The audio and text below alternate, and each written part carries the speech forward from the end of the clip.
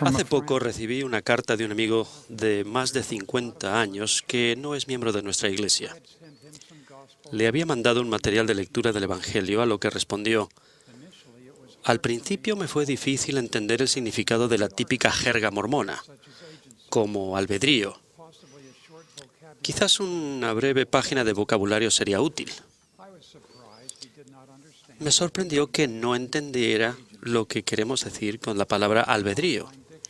Acudí a un diccionario en línea y de las 10 definiciones y usos de la palabra albedrío, ninguna expresaba la idea de escoger para actuar.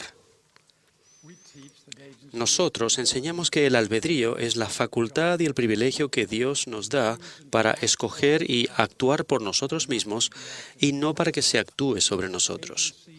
El albedrío es actuar con responsabilidad y dar cuenta de nuestras acciones. Nuestro albedrío es esencial para el plan de salvación. Con él, somos libres para escoger la libertad y la vida eterna por medio del gran mediador de todos los hombres, o escoger la cautividad y la muerte según la cautividad y el poder del diablo. La letra de un conocido himno enseña este principio claramente. El hombre tiene libertad de escoger lo que será, mas Dios la ley eterna da, que Él a nadie forzará. Para contestar a la pregunta de mi amigo y las preguntas de buenos hombres y mujeres de todas partes, permítanme compartir con ustedes más de lo que sabemos acerca del significado de esta palabra, del albedrío. Antes de venir a esta tierra, el Padre Celestial presentó su plan de salvación, un plan para venir a la tierra y recibir un cuerpo, escoger actuar entre el bien y el mal, y progresar para llegar a ser como Él y vivir con Él para siempre. Nuestro albedrío, nuestra capacidad para escoger y actuar por nosotros mismos, fue un elemento esencial de este plan. Sin el albedrío, no seríamos capaces de tomar decisiones correctas ni progresar. Sin embargo, con el albedrío podríamos tomar malas decisiones, cometer pecado y perder la oportunidad de estar con nuestro Padre Celestial otra vez. Por esa razón, se proporcionaría un Salvador para sufrir por nuestros pecados y para redimirnos si nos arrepentíamos. Mediante su expiación infinita, realizó el plan de misericordia para apaciguar las demandas de la justicia. Después de que nuestro Padre Celestial presentó su plan, Lucifer se ofreció y dijo: «Envíame a mí, y redimiré a todo el género humano, de modo que no se perderá ni una sola alma. Dame, pues, tu honra». Este plan fue rechazado por nuestro Padre porque nos privaba de nuestro albedrío. En verdad era un plan de rebelión. Entonces Jesucristo, el amado y escogido Hijo del Padre Celestial desde el principio, ejerció su albedrío para decir: «Padre, hágase tu voluntad y sea tuya la gloria para siempre». Él sería nuestro Salvador, el Salvador del mundo. Debido a la rebelión de Lucifer, se produjo un gran conflicto espiritual.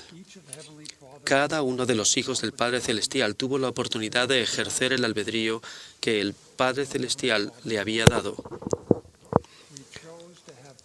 Decidimos tener fe en el Salvador Jesucristo, venir a Él, seguirlo y aceptar el plan que el Padre Celestial presentó para nuestro beneficio.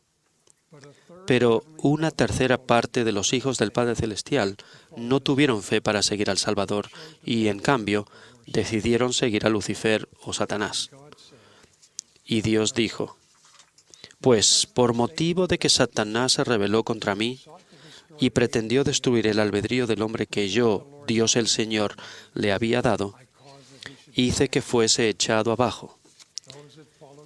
Los que siguieron a Satanás perdieron la oportunidad de recibir un cuerpo mortal, de vivir en la tierra y progresar.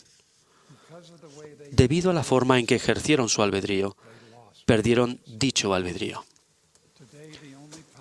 En la actualidad, el único poder que Satanás y sus seguidores tienen es el poder de tentarnos y probarnos. Su único gozo es hacernos miserables como ellos.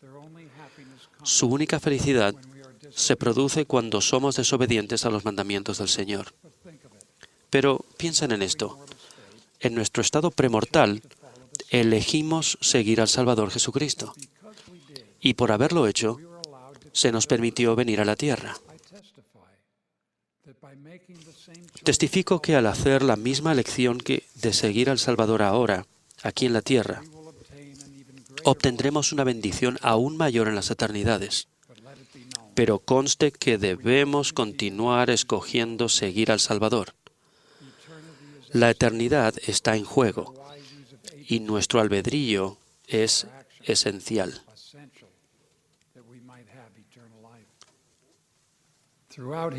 A lo largo de su vida, el Salvador nos mostró cómo usar nuestro albedrío. Siendo niño en Jerusalén, intencionalmente escogió estar en los asuntos de su Padre. Durante su ministerio, eligió obedientemente cumplir la voluntad de su Padre. En Getsemaní, eligió sufrir todas las cosas, diciendo, «No se haga mi voluntad sino la tuya». Entonces se le apareció un ángel del cielo para fortalecerle. Sobre la cruz, eligió amar a sus enemigos. Y oró, «Padre, perdónalos, porque no saben lo que hacen». Y entonces, para que pudiera finalmente demostrar que estaba eligiendo por sí mismo, se le dejó solo. Y dijo, «Padre, ¿por qué me has desamparado?». Por último, ejerció su albedrío para actuar, perseverando hasta el fin, hasta que pudo decir, «Consumado es».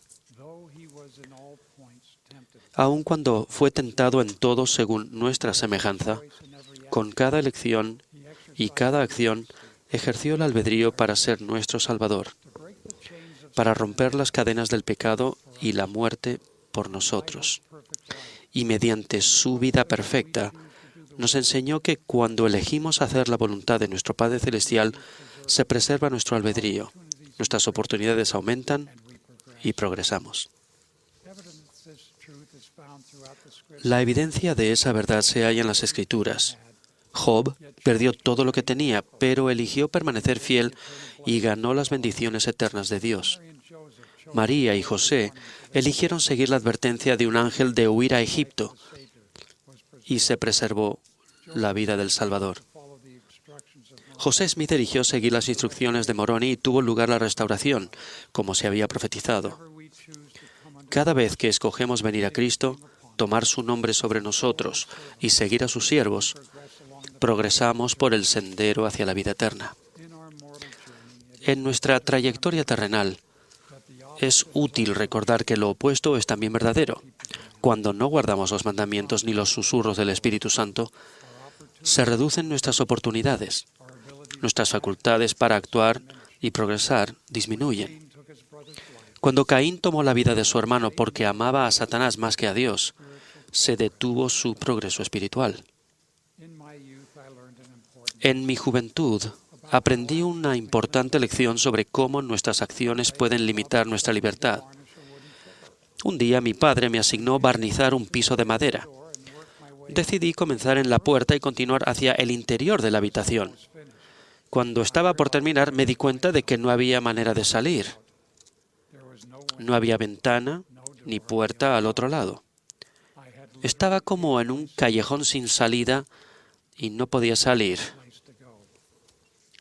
Estaba atrapado. Siempre que desobedecemos, nos encontramos espiritualmente en un callejón sin salida y somos cautivos de nuestras elecciones. A pesar de estar atrapados espiritualmente, siempre hay una forma de regresar. Al igual que el arrepentimiento, el regresar y caminar por el piso recién barnizado significa trabajar mucho para volver a lijarlo y renovar el acabado. Regresar al Señor no es fácil, pero vale la pena.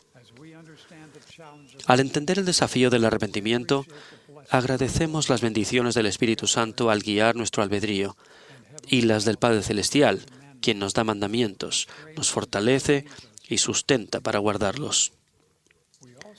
También entendemos la forma en que la obediencia a los mandamientos, al fin de cuentas, protege nuestro albedrío.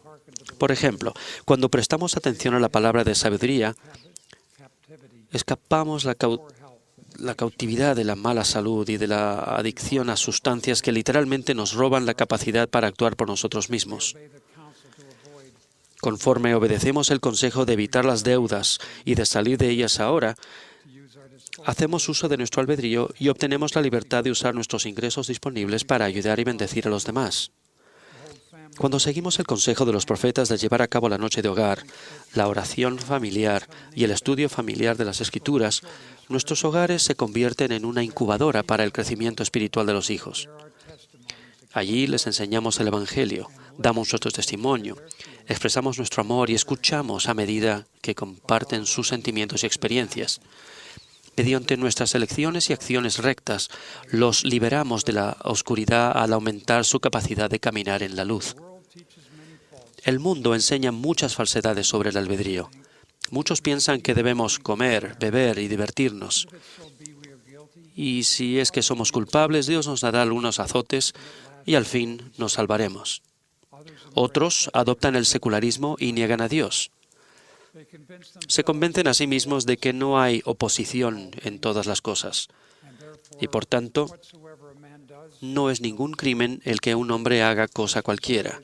Esto destruye la sabiduría de Dios y sus eternos designios.